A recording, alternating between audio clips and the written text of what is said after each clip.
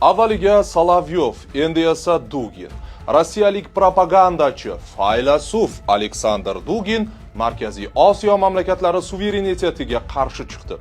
Bu rossiyalik propagandachi jurnalist Vladimir Solovyov Rossiya Ukrainada bo'lgani kabi Markaziy Osiyo va Armanistonda maxsus harbiy operatsiya o'tkazish kerakligi haqida gapirganidan ko'p o'tmay ro'y beryapti. Dugin shu kunlarda e'lon qilingan intervyusida 3 qutbli dunyo shakllanishi haqida gapirdi. Uning so'zlariga ko'ra, bu dunyoda Rossiya kuch markaziga aylanishi va atrofdagi hududlarni o'z nazoratiga olishi kerak. Duginning aytishicha, Rossiya nazorati ostida bo'lmaydigan hududlar AQSh, Yevropa ittifoqi va Xitoy ta'siri ostida qoladi.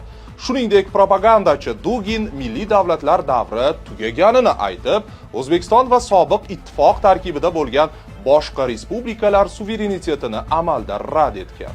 Ushbu yangi modelda hech qanday suveren narsa mavjud bo'lishi mumkin emas. Tamom, suverenitet tugadi, milliy davlatlar o'tmishda qoldi. Bu chiqindi, dedi Dugin. Qayd etish joiz, Dugin bir necha bor ultramillatchi va radikal qarashlari uchun ko'p marta tanqidga uchragan.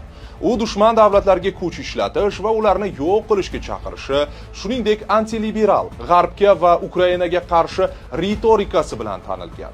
Deutsche Welle'ga ko'ra, Dugin Qozog'istonda persona non grata deb e'lon qilingan va uning mamlakatga kirishi taqiqlangan.